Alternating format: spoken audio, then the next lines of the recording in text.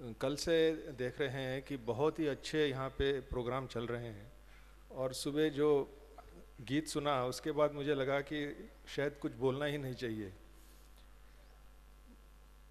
स्वामी सरस्वतानंद जी ने हुक्म किया कि ये विवेकानंद जी की जिस सेवा के बारे में जो उन्होंने लिखा है उसके बारे में दो शब्द कहूँ। मगर सच में कहना है कि विवेकानंद के बारे में कोई टिप्पणी करने के लिए कोई भी, और खुद मैं तो मतलब योग्य नहीं हूँ। तो मैं एक कहानी सुनाता हूँ। सबसे पहले 2 साल पहले बेलूर मठ में किसी काम से गए थे, तो वहाँ पे किसी ने फ़ोन किया। उनका नाम है मामून अख्तर।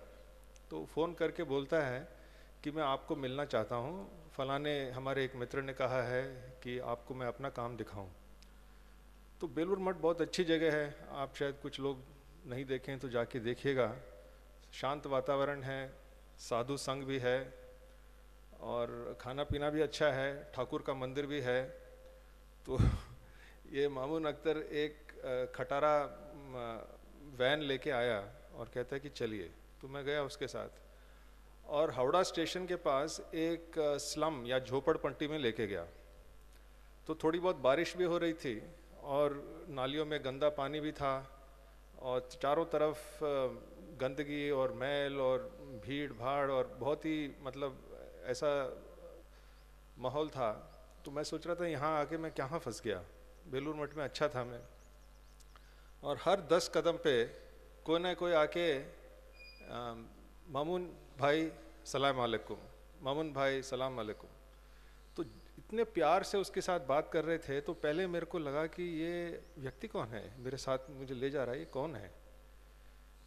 और उस गंदगी में जाके एक क्लिनिक है, मेडिकल क्लिनिक।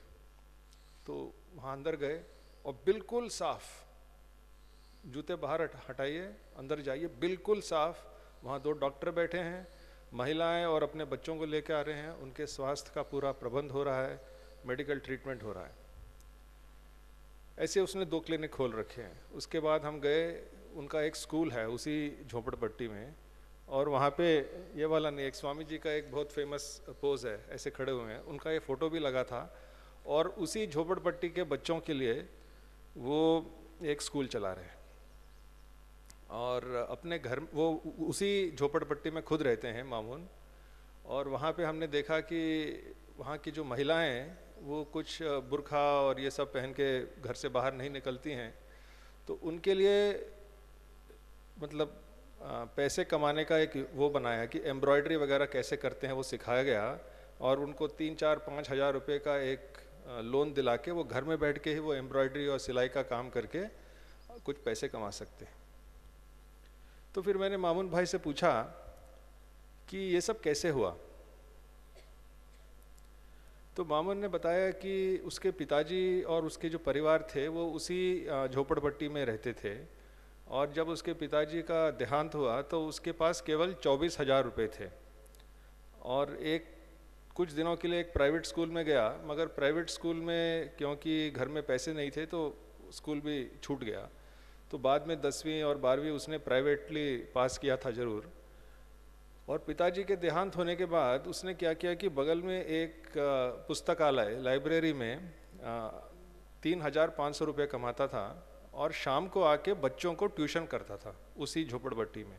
क्योंकि इसके दिमाग में था कि अगर इनकी पढ़ाई नहीं होगी बच्चे बच्चियों की तो इनका भविष्य थोड़ा मुश्किल है। और वहाँ के जो स्कूल के बारे में मैं ज़्यादा नहीं कहना चाहूँगा, सरकारी स्कूलों के बारे में। तो उन्होंने कहा कि मैं उनको शाम को ट्यूशन पढ़ा के उनको आगे बढ़ाने की कोशिश करूँगा। तो ये करता रहा कई साल। तो उसी झोपड़पट्टी में इंटरनेशनल रिसर्च करने के लिए एक जर्मन डॉक्टर आया हुआ था, कुछ सेवा भी करता था, कुछ मेडिकल रिसर्च भी करता था।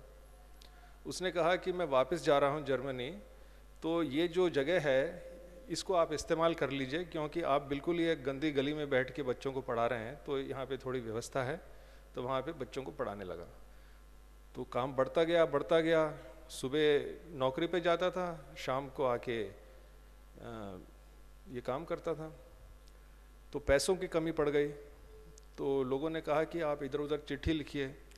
ही knew some English, he knows some English, तो इंग्लिश थोड़ा बहुत जानता था। तो उसने 8-10 लोगों को इधर उधर चिट्ठियाँ लिख दी कि भाई ऐसा ऐसा काम हो रहा है, आप उसको अगर मदद करना चाहें तो हम आपके आभारी होंगे। तो कुछ नहीं हुआ, मगर 1 साल के बाद अमेरिकन कॉन्सुलेट जनरल की जो पत्नी है, wife of the consulate general of Calcutta American consulate, वो आ गई और उन्होंने उसका पूरा काम देखा। और मामून खुद मुझे बताया कि शी वॉज़ वेरी मूव्ड, मतलब वो बहुत ही प्रेरित हो गई, वो भाविक हो गई, और उन्होंने उनको $10,000 मतलब लगभग 5 लाख रुपये का एक चेक भी दिया। मगर बात वहाँ ख़त्म नहीं हुई। वो वापस जाके उन्होंने अखबारों को बोला कि आप इसके बारे में जाके लिखिए, मामून के बारे में लिखिए। तो एशियन एज से कोई रिपोर्टर आए और उन्होंने मामून के बारे में एक आर्टिकल छापा। उस आर्टिकल को बम्बई में हमारे एक मित्र हैं रमेश कचोलिया जी, उन्होंने पढ़ा। वो बहुत ही प्रेरित हो गए, उन्होंने कहा भाई ये लड़का कौन है, ये मामून कौन है, इसके बारे में आप पता करिए। ये बिल्कुल उपन्यास जैसा है, मगर ये असली बात बता रहा हूँ मैं। तो उन्होंने अपने एक मित्र हैं वहाँ विनायक, तो विनायक को फ़ोन किया, अरे विनायक भाई पता करो ये कौन है। तो विनायक ने इधर उधर फ़ोन किया, 2-3 महीने के बाद जाके मामून से परिचय किया, उसका काम भी देखा, और फिर बम्बई फ़ोन किया कि अंकल ये तो बहुत अच्छा काम कर रहा है। तो रमेश जी ने कहा कि बस ये आपने कह दिया अच्छा काम है, मेरे को और कुछ नहीं चाहिए, और उसको पैसे भेजने शुरू कर दिए। तो उस सपोर्ट के साथ अभी उन्होंने एक गर्ल्स का स्कूल बना दिया है, मेडिकल काम चल रहा है, महिलाओं के लिए जो पैसे कमाने का जो आयोजन है वो भी चल रहा है। और कल ही मुझे उनका एक SMS आया कि उनका आज 9:30 बजे टीवी पे टाइम्स नाउ पे, अगर आप किसी को चाहे तो देख सकते हैं, कुछ नेशनल लेवल पे कोई पुरस्कार भी मिल रहा है।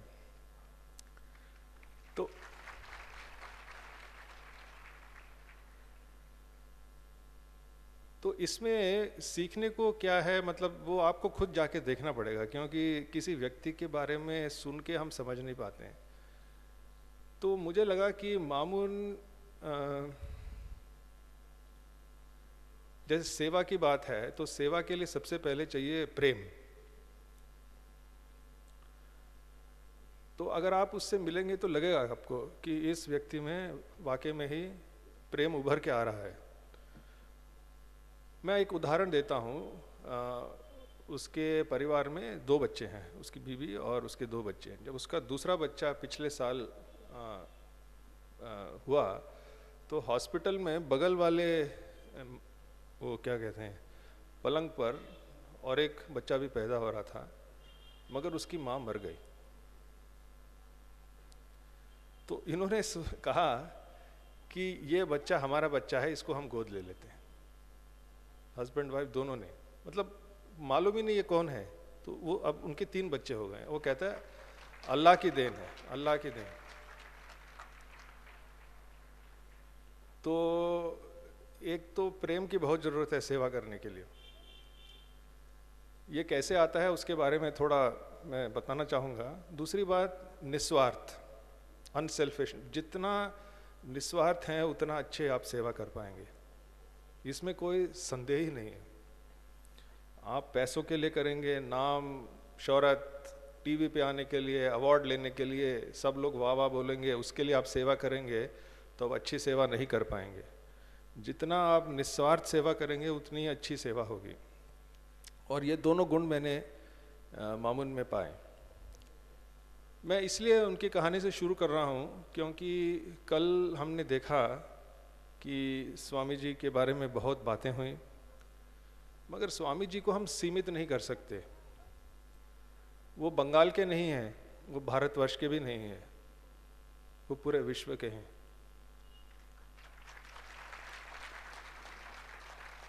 और वो हिंदू धर्म के भी नहीं हैं, वो सभी धर्मों के हैं।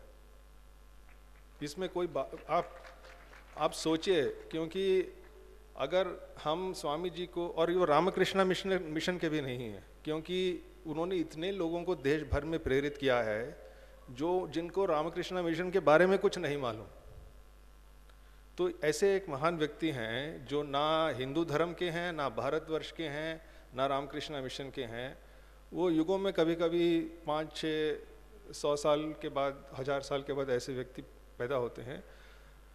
तो अगर हम उनको सीमित करें केवल हिंदू धर्म और केवल भारत, तो ये हमारी एक बहुत बड़ी गलती है और हम एक्चुअली इनकी बातों को समझ नहीं पाए। इसीलिए मैंने मामून अख्तर से ये बात शुरू की।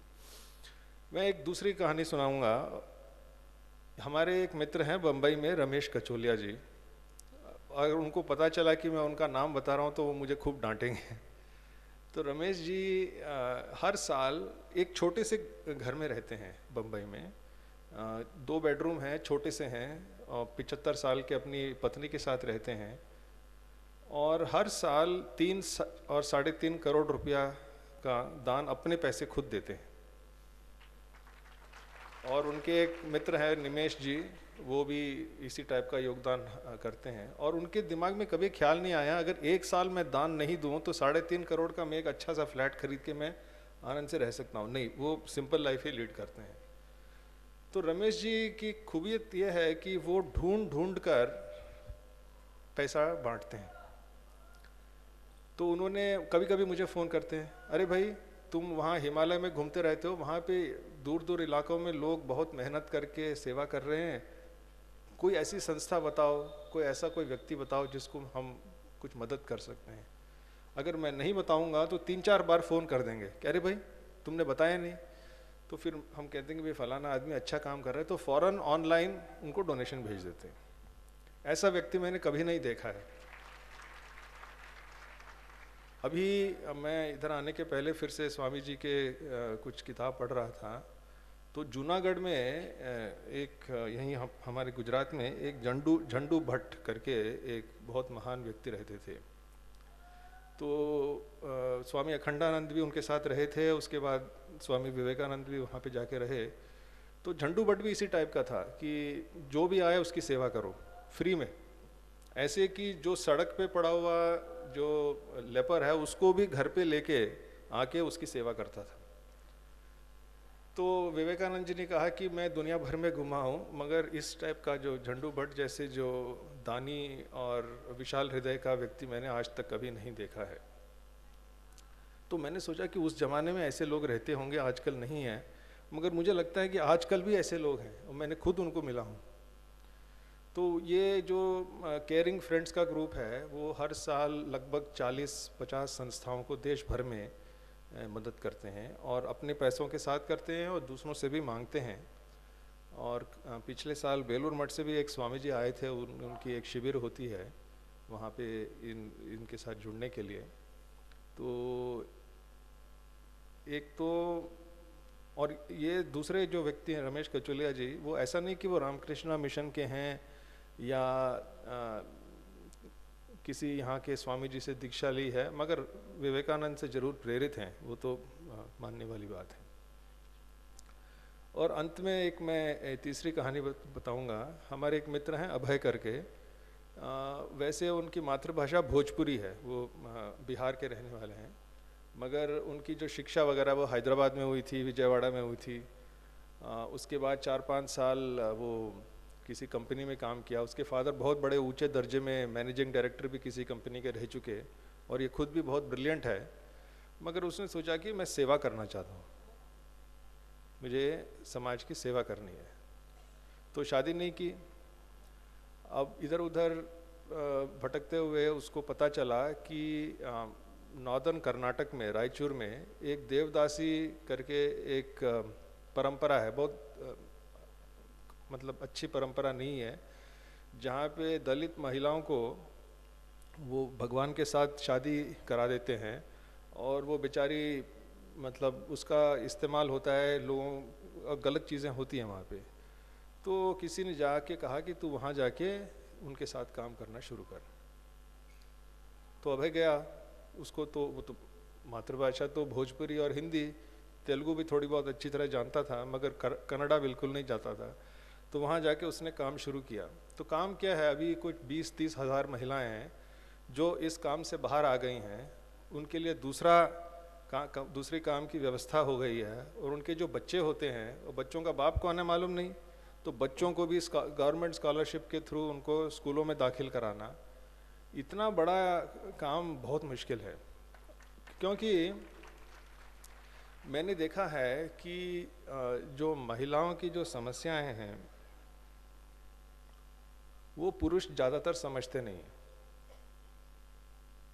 उनको वो बात समझ में नहीं आती। स्वामी जी थे एक, उन्होंने बहुत अच्छा लिखा है।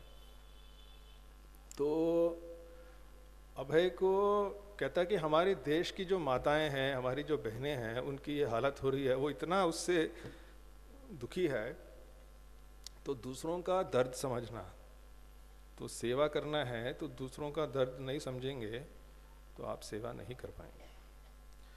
तो खैर ये ऐसे बहुत सारी कहानियाँ हैं। पिछले 10-15 साल में कई ऐसे व्यक्तियों के साथ हमारा परिचय हुआ, कई हमारे दोस्त भी हैं, और ऐसे कहानियाँ सुनाता रहूँगा तो ज़रूर पीछे से पर्ची आएगी कि आपका समय ख़त्म हो गया।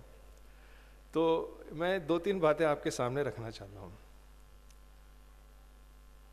अगर आप सेवा करना चाहते हैं और आपके दिल में प्रेम है और निस्वार्थ है, तो आपको ये भाषण सुनने की ज़रूरत नहीं है, आप जाके काम करिए सीधा।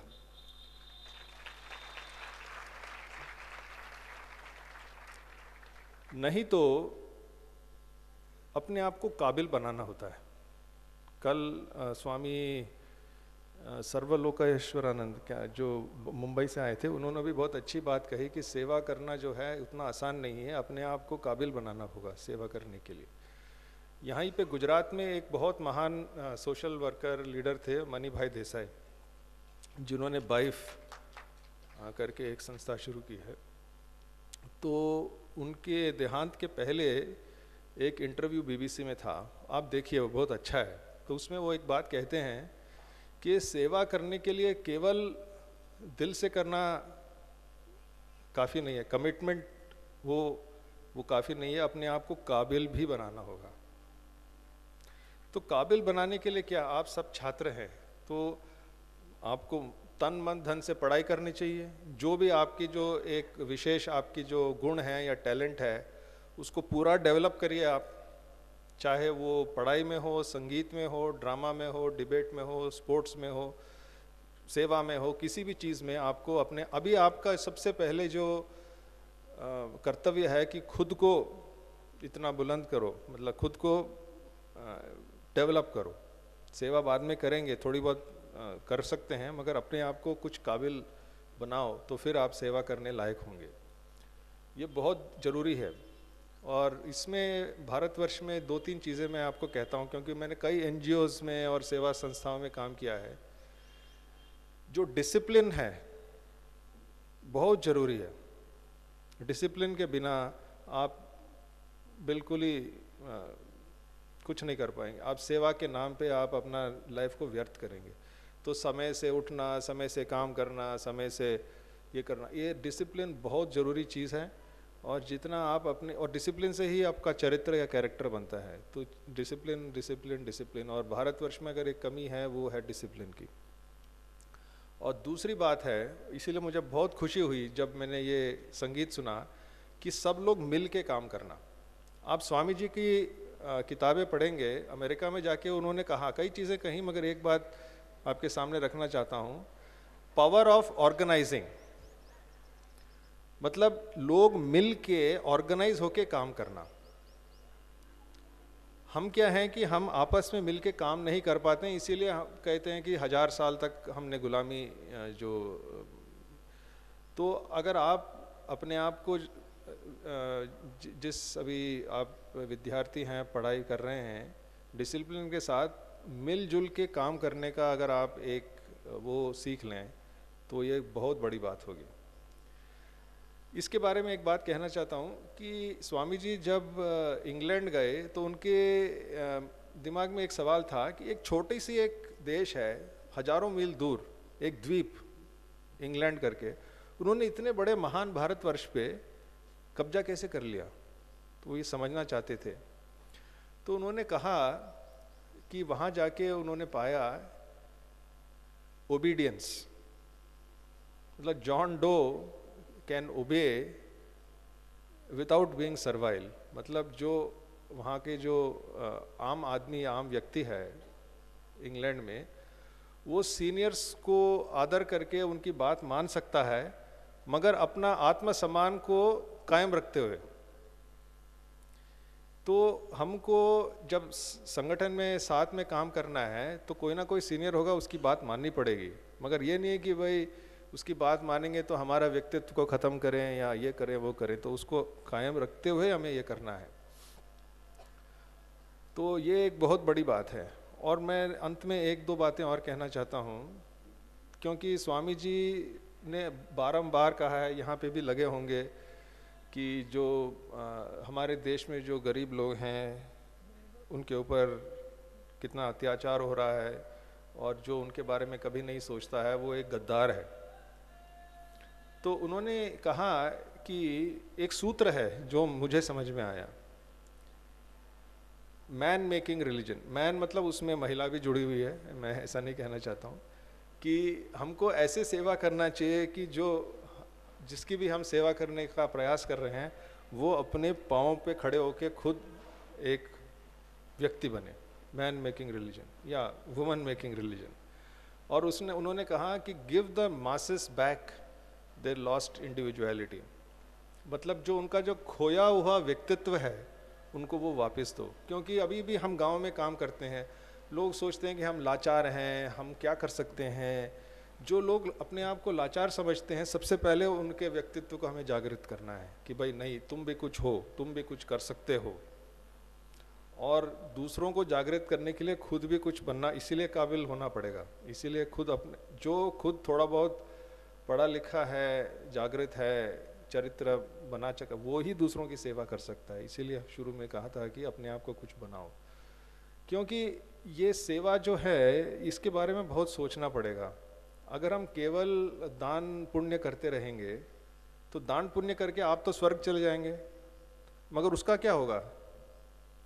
जो दान पुण्य जो ले रहा है उसका क्या होगा? वो नरक में जाएगा क्या? ऐसे नहीं। हमको ऐसे सेवा करनी चाहिए कि वो सामने वाला व्यक्ति भी अपने पाँव पे खुद खड़ा हो सके या खड़ी हो सके। इसीलिए एजुकेशन के बारे में स्वामी जी ने कहा है। मगर जैसे कल आपने इतना बढ़िया ड्रामा जो उन्होंने दामोदर जी ने दिखाया, उन्होंने कहा कि हमको व्यापार भी करना पड़ेगा। व्यापार स्वामी जी का मतलब है कि रोजी रोटी कमा के पेट तो भरना ही पड़ेगा, तो उसके लिए भी सेवा की ज़रूरत है। इसीलिए हमने देखा है देश भर में अलग अलग जगहों पे लोग काम कर रहे हैं। हमने भी इसीलिए ये कोऑपरेटिव्स का काम शुरू किया, क्योंकि बिना दान पुण्य किए अगर हमारे किसान पैसा कमा सकते हैं तो इससे बड़ा क्या होगा। और इसका उदाहरण, सबसे बढ़िया उदाहरण गुजरात में है, जो डॉक्टर कुरियन ने करके दिखाया अमूल डेयरी में। किसी किसान को दान पुण्य नहीं किया। तो दिल और प्रेम तो चाहिए, मगर थोड़ा उसके साथ दिमाग जोड़ के अगर आप काम करेंगे तो और भी अच्छा काम कर पाएंगे। इसीलिए मैं ये सब मैं कह रहा था। मैं ज़्यादा समय नहीं लेना चाहता हूँ। यहाँ पे बहुत सारे और भी अच्छे अच्छे आपको भाषण सुनने को मिलेंगे। हमारे मातृभाषा में एक कहते हैं कि यंदरो महानुभावलु अंदर की वंदनमुलु। इसका मतलब है कि बहुत ही महान लोग हैं, हम सबको प्रणाम करते हैं। और अंत में हमारी भी यही प्रार्थना है कि स्वामी जी का आशीर्वाद आप सबके ऊपर रहे और आप भी कुछ करके दिखाएं। धन्यवाद।